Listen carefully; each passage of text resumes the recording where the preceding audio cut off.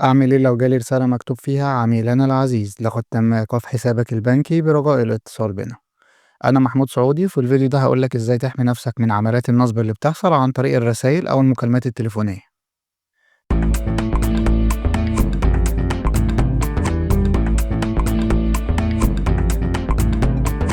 المحتال بيبدأ الموضوع برسالة أو مكالمة وبيقولك إنه موظف في البنك وإن حسابك هيتوقف، وبيطلب منك بياناتك البنكية زي ال 16 رقم اللي على الكارت وتاريخ الإنتهاء والسي في في، وأحيانا كود الأو تي بي اللي بيوصلك من البنك.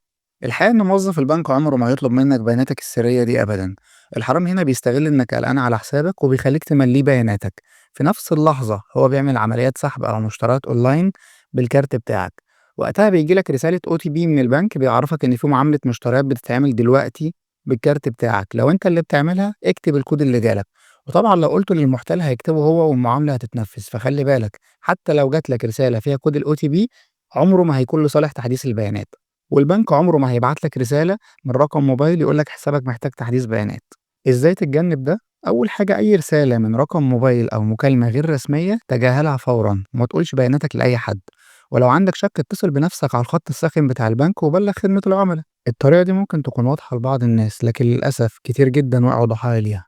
لو تعرف حد اتنصب عليه بالطريقة دي شارك معانا في الكومنتس، وما تنساش ما تقولش بياناتك البنكية لأي شخص لأن لو بياناتك راحت فلوسك برضه راحت.